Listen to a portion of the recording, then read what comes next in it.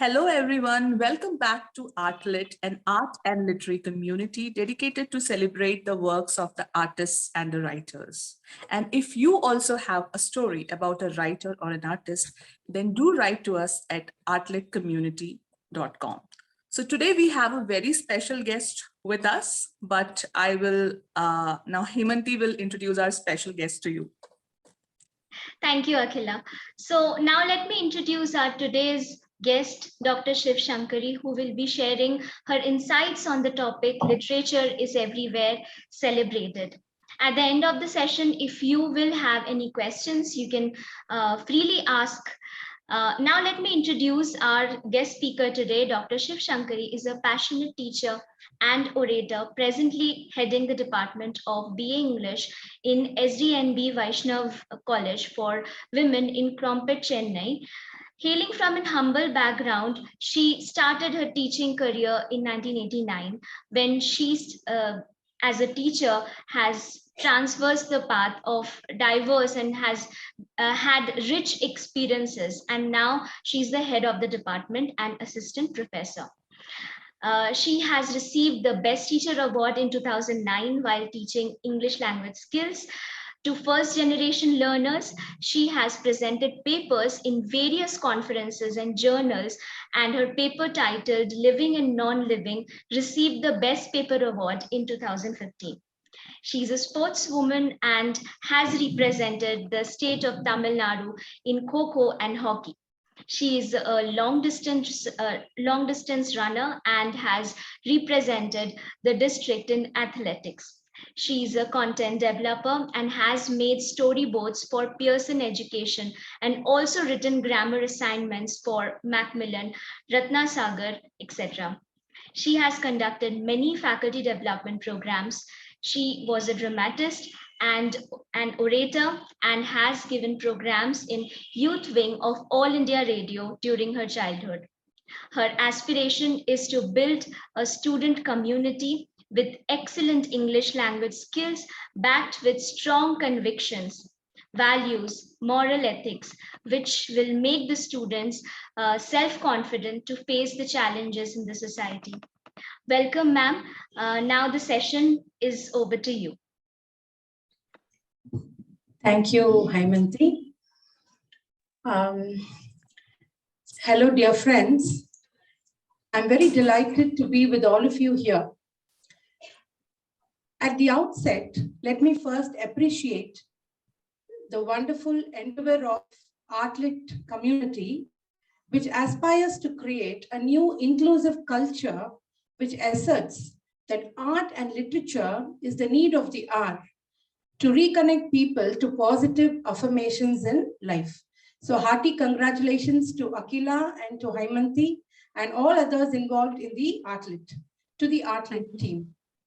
I would also like to record my thanks. Thank you for giving me such a great opportunity to be with all of you here this evening. Well, when this topic was given to me, literature is everywhere, celebrated.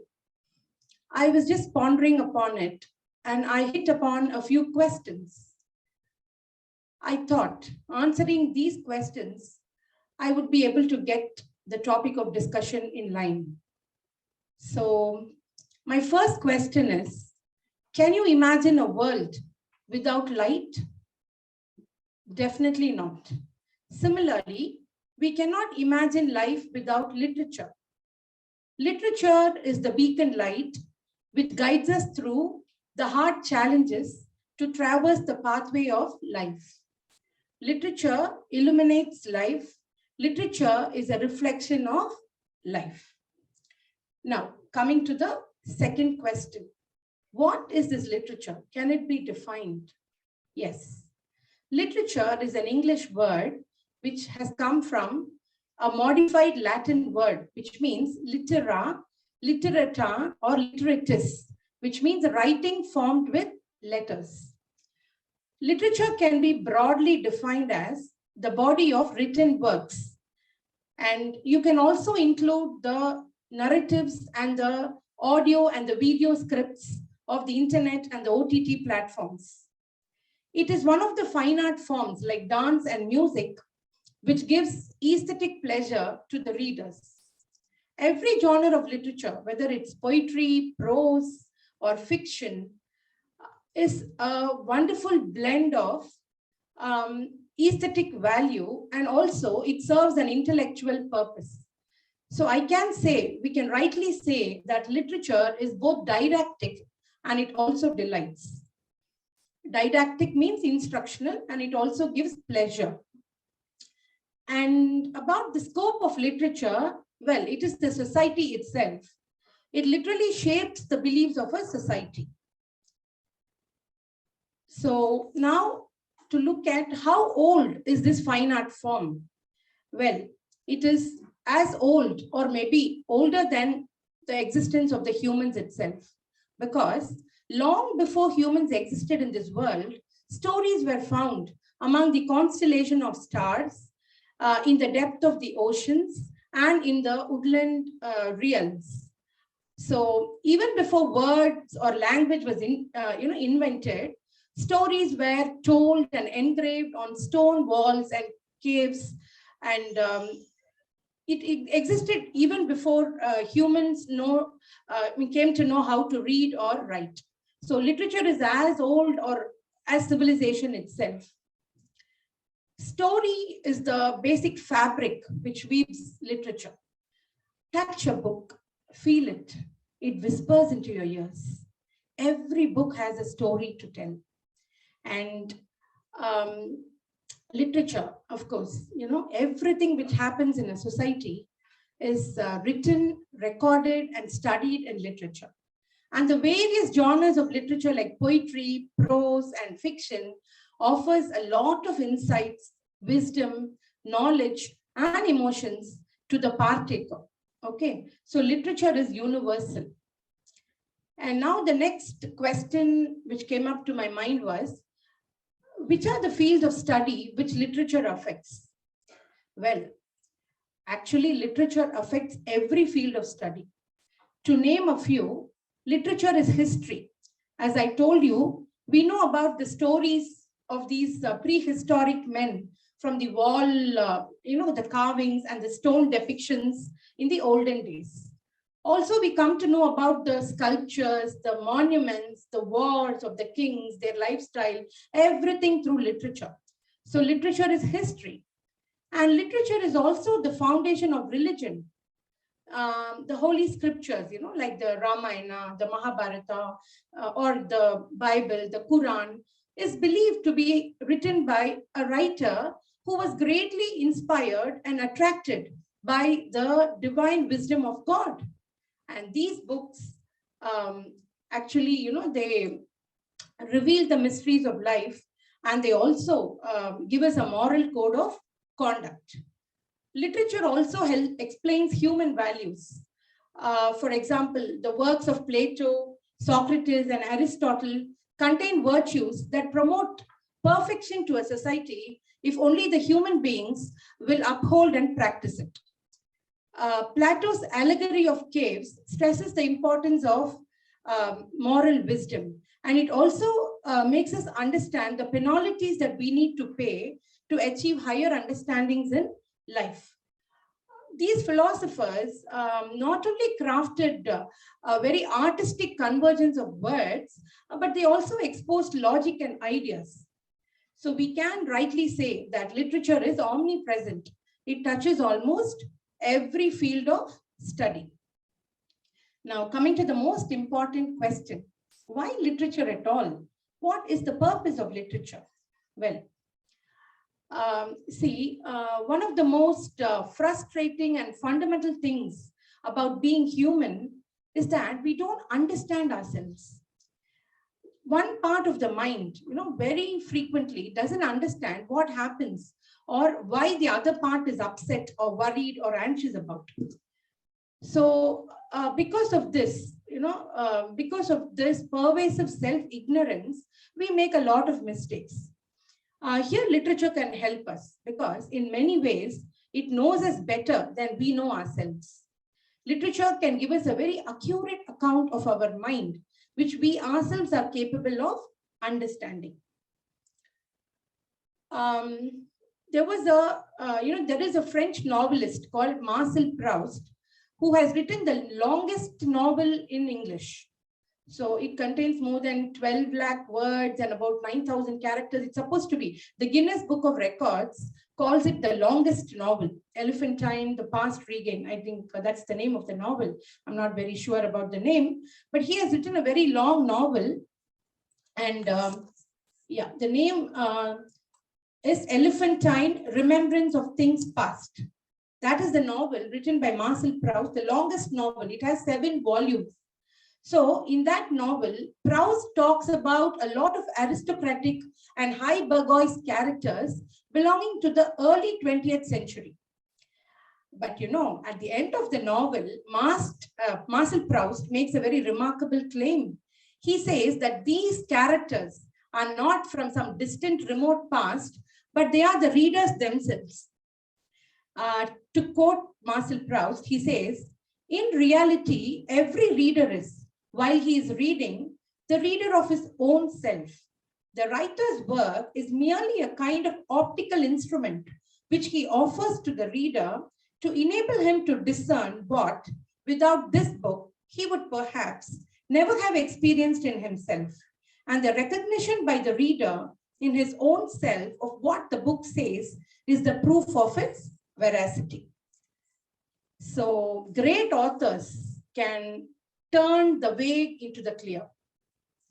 The more readers we read, the better grows our understanding about the human mind. And every writer can be compared to an explorer, not less ordinary than MacMillan or Cook, because they explore the nook and corners, the dark corners of the mind. Some of them discover big continents, some of them discover islands, while some of them may discover just a single river. Whatever it is, all deserve to be feted for correcting the ignorance with which otherwise we meander in this world. The Japanese poet Matsuo Basho, has come out with a nice collection of haiku poems. So he clarifies our feelings of loneliness, and Leo Tolstoy explains our ambition, and Kafka makes us conscious of our dread of authority, and Albert Camus, he guides us to our alienated and numb selves. And under Philip Roth's guidance, we become conscious of what happens to our sexuality in the shadow of mortality. There was this 20th century writer, Virginia Woolf, who often becomes ill. But because she's a writer and she has a duty of clarifying emotions, she came out with an exemplary essay on being ill, in which she laments how little we know to express our illness. So we may casually say, I have a headache, I am not well, but there is no proper vocabulary to express illness, or especially the illness of the mind, because not many authors or writers have written about it. So, to quote Woolf, she says, see, English which can express the thoughts of Hamlet and the tragedy of Lear has no words for the shiver and the headache. The merest schoolgirl, when she falls in love, has Shakespeare or Keats to speak her mind for her. But let a sufferer try to describe a pain in his head to a doctor, and language at once runs dry. So this has turned to be one of Woolf's greatest tasks as a literary explorer. She brought into focus what it feels like to be tired, to be too weak to even open a drawer, or to have bouts of vomiting, or to feel very sick. So I think we can rightly call Woolf as the Columbus of illness. So books do not only sensitize us, but they also stimulate our dormant antenna.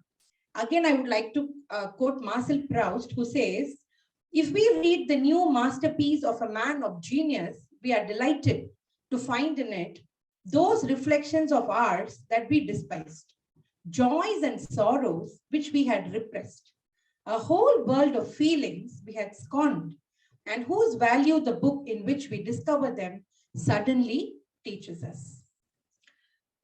Another insight is that we not only know about ourselves from books, but we can also know about the minds of strangers whom we may not run into in the ordinary run of life.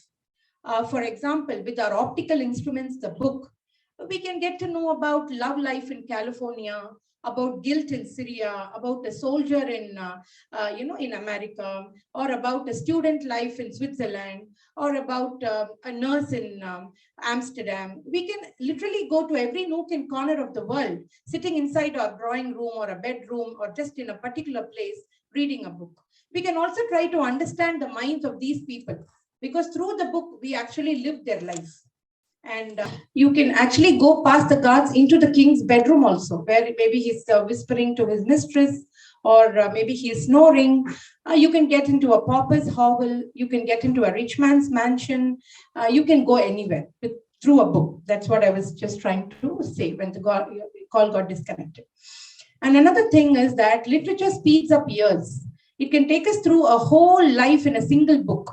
You can cover one decade in just one chapter, and we can also understand the long-term consequences of decisions that in our normal lives will work themselves out with dangerous slowness. We have a chance to see in accelerated form what it means to neglect our duties, what it means to, get into extramarital affairs, or what it means to be deceived by friends, or what it means to be, not trusted by society. All this we can learn just by reading a book. Otherwise, we need a lifetime to go through all these experiences and understand it totally. So here again, books are like a mirror. It can reflect, it can reflect ourselves to us. And another function that literature serves is it can help us avert mistakes. See, from all these heroes who commit suicide, or those unfortunate demented souls, who get into a murder to escape, or these victims, who feel very lonely in unfurnished rooms, all of us teach us many things. So we can call literature as a very best reality stimulator. And finally, I would say that reading a book or getting into literature is like sitting on an aircraft.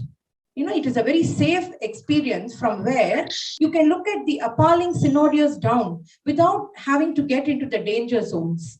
So here again, literature helps us in many ways, to understand and also makes us less inclined to misunderstand ourselves and swerve blindly into danger and unleash catastrophes. So I think I will conclude by saying that literature is omnipresent. It is everywhere. So let us revel in its glory. Thank you. And thank you for patiently listening to me. Thanks a lot, ma'am. That was an enriching talk by you. And, as you rightly said that, literature can give us so many experiences, be it an accurate account of our own minds, understanding ourselves, whether knowing about things unknown, or reading someone's whole life in a single book, or even it is a very safe way of experiencing things which we cannot do in a single life. So that was very interesting, and that was a really enriching talk. I really enjoyed it personally. And thank you so much for taking out time from your hectic schedule and, preparing so well, because it was like, I wish I could, listen more, you could talk more. So that was really very kind of you. Thank you. And yes, ma'am. So I would ask the audience, anybody from the participants who would like to have any questions? Yeah, if anybody wants to ask a question, please come here. Anybody would like to ask a question? Any questions? Even in the Zoom, if anybody is interested, you can just unmute yourself and you can ask a question, or you can write a question in the chat box, whatever is comfortable. Hello. Yes, ma'am. yes, ma'am. Akila, I don't have a question, but I would just like to appreciate the efforts you are making to make our faculty also come into the forum and talk about literature. So I'm Dr. Geeta, Principal, SDNB Vaishnav College Yes, for Women. ma'am. Yes, ma'am. So I do So remember good. meeting you also, and I do remember the book which you gave to me, and the article, the poem about Palikarnai marshland, right? So that is Yeah, what yes, I ma'am. just remember what is. So I would like this type of interaction with all our faculty and all our students to take on, right? So more and more Sure, of ma'am. such programs, I think that would be of great help to all our faculty. And my special Absolutely. appreciation to Dr. Sivashankari, who makes it a point that I listen to what she talks also. So that Thank you, itself is ma'am. her. That I itself is thank her. Principal ma'am for giving me this the motivation. She's behind all my activities. Thank you, Yes, ma'am. and a good number of book club members and BA literature students who are also listening to whatever she is talking about. Yes, ma'am. Thank Thank you. you so much, ma'am, for being here and for your kind words. And we look forward to interacting with the faculties and the students, engaging students from the college in a more productive way. Thank you so much, ma'am, for your all the Yes, support. yes. Thank you. So anybody, any questions or any comments? Hemanti, somebody commented in the chat box. Yes. Can you please read I out? think MS Lekha is saying that it's an Ma'am, excellent talk, and she's giving her wishes to Sivashankari ma'am. Thank you. Thank so you, much, Lekha so ma'am. much. So she's the vice principal of our college, aided stream. Okay. Okay. Thank you, ma'am. Thank you Thank for you, being ma'am. present here. So if there are Anybody no, yeah, is there any other questions? We can go for Any questions from the students, those who are assembled here? Please come. Ma'am? No, you should also train students to ask questions also. Yes, ma'am. There's someone who's raised a hand. He wants to ask a question. Come, Niranjana, come. Sure. Please come. Come this side.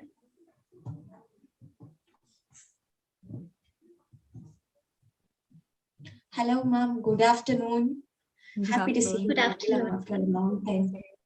Ma'am, I just have one question. It is all about literature, but even common people and even students, everybody knows the value of literature, but they don't know how to express or how to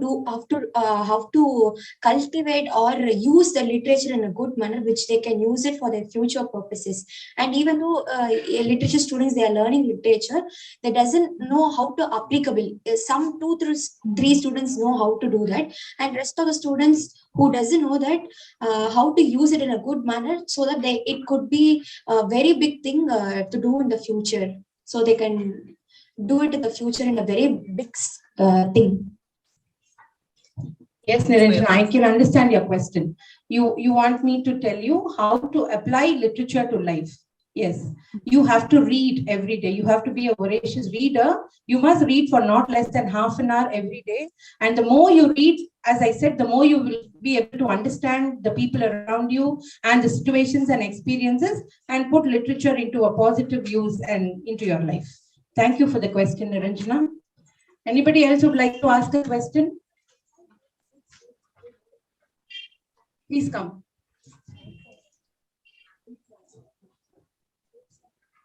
Please hurry up. Please wait. Please wait.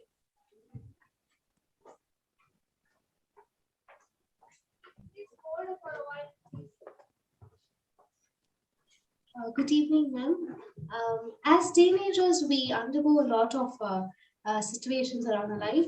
We also think so much about. We sometimes overthink. Also, we are always in a dilemma to take decisions in our life. Can you suggest one book which will give a clear explanation about ourselves and to have clear ideas about our life? Okay, there is one book. There are many books actually. What comes to my mind is one book which is The Chicken Soup for the Teenagers. Yeah, there is a book called The Chicken Soup for Teenagers. Please read it. It is also there in our library. That will give you a lot of, you'll be able to understand life as a teenager better. Thank you. So any more questions? Okay, I think I should once again thank the Artlet team for giving me such a wonderful opportunity, and it has been a joy associating with you, and I hope we have such more interactive sessions in future. Thank you so much. Have a nice evening. It was Thank our you. pleasure to have you, ma'am. Yes, thank you. It's my pleasure. Thank you, Akila, and thank you, Haimanti. Yeah. Thank you, ma'am. So let me close the session for today. It was an amazing session, and we certainly got to learn a lot of new things. So with a quote from C.S. Lewis, I would like to quote him. Literature adds to reality. It does not simply describe it. It enriches the necessary competencies that daily life requires and provides. And in this respect, it irrigates and deserts that our lives have already become. And as you said, ma'am, literature is everywhere in our daily lives, in our thoughts, in whatever we do. So that was an enlightening session by you, ma'am. And I would like to thank you for taking out your precious time for us. So that's all for today. Don't forget to subscribe to our channel for such interesting conversations and follow us on our social media handles. We will meet all of you soon. Till then, take care. Bye-bye. Bye. Bye, ma'am. Thank you. Thank you.